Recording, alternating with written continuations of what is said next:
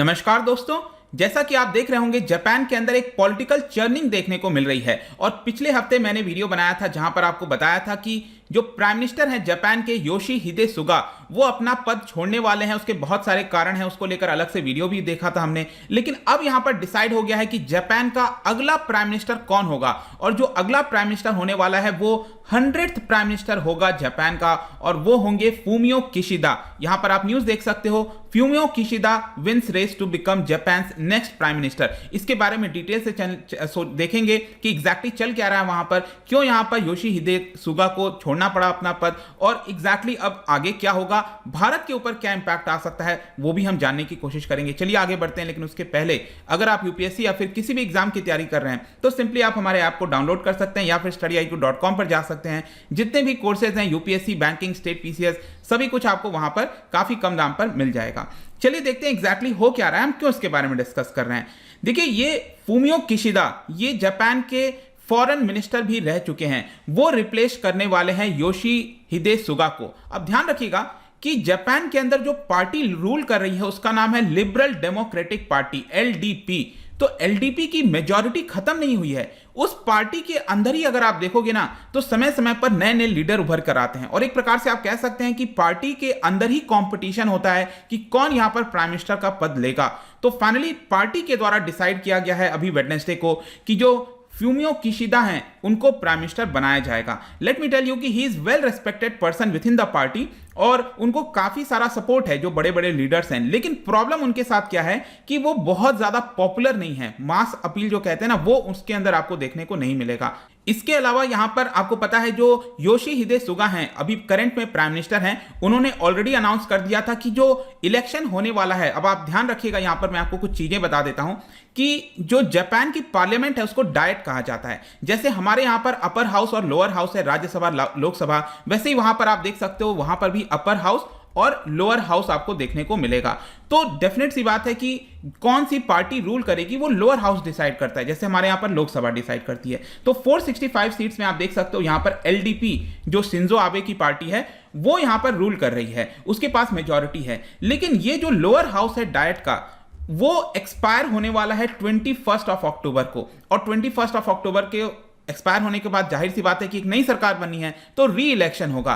तो यहां पर री इलेक्शन होगा, उसके लिए मना कर दिया था योशीहिदे सुगा ने। मैं आपको आगे बताऊंगा इसका कारण भी। लेकिन उसको देखते हुए फाइनली यहां पर जो किशिदा हैं उनको प्राइम मिनिस्टर बनाया गया, और ये चुनाव में जाएंगे लड़ने और अपने पार्टी को जिताकर लाने का मेन काम इनके पास होगा। इनफैक्ट यहां पर आप इनका बयान भी देख सकते हो, इन्होंने कहा है कि we need to keep working hard coronavirus response को लेकर, क्योंकि जापान में सिचुएशन अच्छा नहीं था। इनफैक्ट आपको याद होगा अभी ओलंपिक्स वगैरह हुआ था, इसको लेकर क्रिटिसिज्म भी हुआ था योशीहिदे सुगा का कि आप इस सिचुएशन में जो ओलंपिक्स है उसको क्यों करवा रहे हो। तो ये सारी चीजें आपको देखने को मिलेंगी। लेकिन सबसे पहला तो क्वेश्चन ये आता है कि यहां पर योशीहिदे सुगा क्यों फेल हो गए थे, क्यों उनको यहां पर रेजिग्नेशन देना पड़ रहा है। देखिए, सबसे पहला चीज है कि पार्टी के अंदर आपको बहुमत होनी चाहिए, पार्टी के जो लीडर्स हैं वो आपको सपोर्ट करें। लेकिन धीरे धीरे ऐसा देखने को मिला था कि पार्टी उनको शायद सपोर्ट नहीं कर रही थी। इनफैक्ट पिछले साल जब शिंजो आबे रिटायर हुए थे, उन्होंने कहा कि अब मैं यहां पर प्राइम मिनिस्टर पद छोड़ना चाहता हूं, तो उन्होंने एक तरह से सपोर्ट किया था योशीहिदे सुगा को। लेकिन अब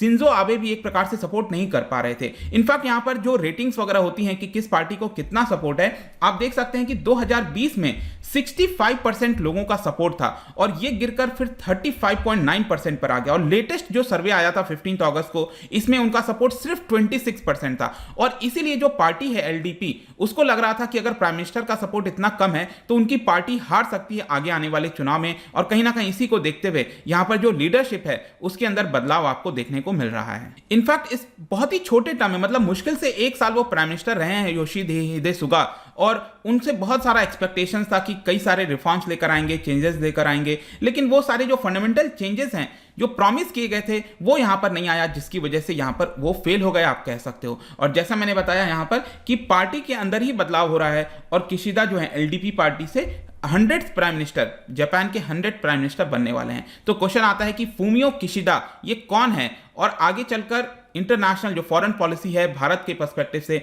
उसमें क्या कोई बदलाव आ सकता है। तो सबसे पहले ध्यान रखिएगा कि ये जिस फैमिली से बिलोंग करते हैं किशिदा, वो ऑलरेडी पॉलिटिशियंस की फैमिली है, काफी ज्यादा एक्सपीरियंस है उनको, आप एक प्रकार से कह सकते हो। ऑल्दो 2020 में भी जो शिंजो आबे ने यहां पर सपोर्ट किया था योशीहिदे सुगा को, उस समय भी किशिदा ने अपने आप को प्राइम मिनिस्टर पद के लिए उतारा था पार्टी के अंदर ही, और कहा था कि मैं यहां पर प्राइम मिनिस्टर बनना चाहता हूं, लेकिन क्योंकि शिंजो आबे का सपोर्ट सुगा को था, इसलिए सुगा यहां पर प्राइम मिनिस्टर बन गए। लेकिन फाइनली जाकर अब इस बार किशिदा जो हैं उनको अब प्राइम मिनिस्टर बना दिया गया है। इनफैक्ट यहां पर अगर उनकी विचारधारा की बात करें तो he is in complete support of banning nuclear weapons. वो बहुत ज्यादा प्रयास करते हैं कि यहां पर न्यूक्लियर वेपन्स पूरी तरह से खत्म हो जाए विश्व से, और उनका यह भी कहना है कि it is his life work. In fact मैं आपको एक इंटरेस्टिंग चीज बताता हूं, 2016 में अगर आपको याद हो, ओबामा को यहां पर किसी प्रकार से जापान लाया गया था हिरोशिमा के अंदर, और आपको पता ही है किस तरह का रिलेशन था। यूएस ने यहां पर न्यूक्लियर बॉम्ब गिराया था हिरोशिमा नागासाकी, तो एक बहुत बड़ा विजिट था, आप कह सकते हो कि किसी यूएस प्रेसिडेंट का हिरोशिमा में जाना, और उसको लाने का काम जो है वो किशिदा के द्वारा ही किया गया था। तो एक प्रकार से न्यूक्लियर बैन को लेकर वो बहुत ज्यादा प्रभावित हैं, उसको बैन करवाना चाहते हैं।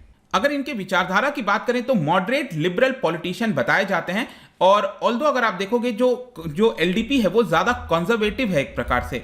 इनफैक्ट यहां पर जैसे मैंने आपको स्टार्टिंग में बताया था कि पार्टी लीडर्स का तो सपोर्ट है उनके पास, लेकिन पब्लिक में बहुत ज्यादा प्रेजेंस देखने को नहीं मिलेगा, और इसीलिए बहुत सारे लोगों के द्वारा इल्जाम लगाया जाता है कि ही इज लैकिंग द करिश्मा। तो ये सारी चीजें अब देखना होगा कि आगे चलकर क्या होता है, लेकिन ये पर्सपेक्टिव है। अब क्वेश्चन आता है कि किशिदा की जो पॉलिसीज हैं वो किस प्रकार से, उन्होंने क्या प्रपोज किया है। देखिए, एक तो उनका ये कहना है कि वो इनकम गैप को कम करना चाहते हैं, नैरो करना चाहते हैं। अगर एक बार प्राइम मिनिस्टर बन गए तो वो उसकी तरफ काम करेंगे ताकि देश के अंदर जो असमानता है उसमें कमी लाई जाए। इसके अलावा यहां पर इकोनॉमिक रिकवरी के लिए कुछ एम्बिशियस प्लान है कि 30 ट्रिलियन येन हम स्पेंड करेंगे, वो एक पूरा अलग चीज है। लेकिन अगर मैं आपको सिंपल शब्दों में बताऊं तो शिंजो आबे की अलग विचारधारा थी थोड़ी सी। शिंजो आबे का अगर आप देखोगे तो एबेनॉमिक्स के नाम से जाना जाता था। वो बेसिकली कॉर्पोरेट प्रॉफिट की तरफ, मतलब फ्री मार्केट जो कहते हैं ना, कॉर्पोरेट प्रॉफिट हो गया, उसके माध्यम से यहां पर देश की इकोनॉमी को बढ़ाने में लगे हुए थे, उनकी वैसी सोच थी। लेकिन दूसरी तरफ अगर आप देखोगे जो किशिदा हैं उनका थोड़ा सा अलग है, थोड़ा सा लिबरल, और कह सकते हैं ना लेफ्ट वर्ड साइड जो सोच है, थोड़ा सा इनकम गैप को कम करना, सोशलिस्ट टाइप की विचारधारा, वो थोड़ा सा आपको डिफरेंस देखने को मिलेगा। लेकिन हमारे पर्सपेक्टिव से क्या इंपॉर्टेंट है वो है फॉरेन पॉलिसी, क्योंकि डोमेस्टिकली वो जो करना चाहें वो करें, लेकिन जापान का रिलेशन भारत के साथ बहुत अच्छा है और हम चाहेंगे कि यही कंटिन्यू हो। तो फॉरेन पॉलिसी के पर्सपेक्टिव से आप कह सकते हो ऐसा कोई बहुत बड़ा कोई भी ड्रास्टिक चेंज नहीं होने वाला है। इनफैक्ट यहां पर आप देख सकते हो कि बोला गया है जो सुगा हैं और जो शिंजो आबे हैं वो जिस तरह का अप्रोच रखे रहे थे फॉरेन पॉलिसी को लेकर, वही उनके द्वारा भी फॉलो किया जाएगा। इसका बेसिक मतलब यह हुआ कि जो जापान का कमिटमेंट है free and open Indo Pacific, जब इंडो पैसिफिक की बात करते हैं तो जिस तरह से चाइना जो है साउथ चाइना सी के ऊपर क्लेम करता है, उसको एक प्रकार से यहां पर टैकल करना, तो वो चीज कंटिन्यू रहेगा। इसके अलावा जो क्वाड ग्रुप के मेंबर्स हैं, और क्वाड में आपको पता है भारत भी है, इसको और ज्यादा मजबूती की जाएगी ताकि चाइना को किसी प्रकार से काउंटर किया जाए। इनफैक्ट मैं उनके एक बयान को दिखाता हूं कि इसी महीने उनके द्वारा एक बयान दिया गया था जिसमें उन्होंने कहा था कि in order to protect universal values, जो फ्रीडम है, डेमोक्रेसी है, रूल ऑफ लॉ है, ह्यूमन राइट्स हैं, उसको हमें प्रोटेक्ट करने की आवश्यकता है। And we need to say firmly that we need What needs to be set in the face of the expansion। उन्होंने क्लियरली यहां पर नाम भी लिया था कि चाइना जिस तरह से अथॉरिटेरियन रिजीम है, अपने आप को एक्सपैंड करने की कोशिश कर रहा है, इसको हम काउंटर करेंगे while cooperating with countries that share such values। मतलब कहीं ना कहीं भारत की तरफ इशारा कि भारत जैसे देशों के साथ मिलकर हम काम करेंगे ताकि चाइना को काउंटर किया जाए। तो भारत के पर्सपेक्टिव से यहां पर कोई ऐसा चेंज नहीं होने वाला है, जिस तरह का रिलेशन भारत के साथ था वही आपको देखने को मिलेगा। लेकिन फाइनली कंक्लूजन में हम क्या कह सकते हैं, देखिए अभी क्या होगा 4 अक्टूबर को वहां की जो डाइट है ना, मैंने आपको बताया अपर हाउस और लोअर हाउस, वो लोग मिलेंगे और दोनों हाउसेस के द्वारा इलेक्ट किया जाएगा कि वो कौन से लीडर को चुनना चाहते हैं। तो मान के चलो अगर लोअर हाउस ने किशिदा को चुन लिया और जो अपर हाउस है उसने किसी दूसरे लीडर को चुना कि वो प्राइम मिनिस्टर होगा, तो उस केस में यहां पर अगर मतभेद होता है तो लोअर हाउस का ही मत माना जाता है। तो लोअर हाउस में जाहिर सी बात है एलडीपी मेजॉरिटी में है और एलडीपी ने ऑलरेडी चुन लिया है कि किशिदा यहां पर हमारे लीडर होंगे, तो जाहिर सी बात है वो 100th प्राइम मिनिस्टर जापान के बनने वाले हैं। तो किशिदा, फ्यूमियो किशिदा, ध्यान रखिएगा। आई होप कि इससे रिलेटेड जो भी कुछ था मैंने बता दिया। जाने से पहले एक इंटरेस्टिंग क्वेश्चन, जापान क्या आप बता सकते हो कि 1904-1905 के दौरान जापान ने किस देश को यहां पर हराया था, यह आपको यहां पर बताना है। इसका जो राइट आंसर है आपको पता ही है, मेरे इंस्टाग्राम पर तो मिलेगा ही, वहां पर अगर आप नहीं हो कोई बात नहीं, टेलीग्राम से भी ले सकते हैं इसका सही उत्तर। मैं कई सारे एमसीक्यूज यहां पर डालता रहता हूं स्टोरीज के फॉर्म में, आप जाकर प्ले कर सकते हो। बाकी अगर आपको पीडीएफ चाहिए तो टेलीग्राम पर आइए, अलग अलग सोशल मीडिया पर भी आप जुड़ सकते हैं। साथ ही साथ यूपीएससी या फिर किसी भी एग्जाम की तैयारी कर रहे हैं तो सिंपली आप हमारे ऐप को डाउनलोड कर लीजिए। आई होप कि वीडियो आपको पसंद आया होगा। मिलता हूं आपसे next time. Till then, thank you very much, see you soon.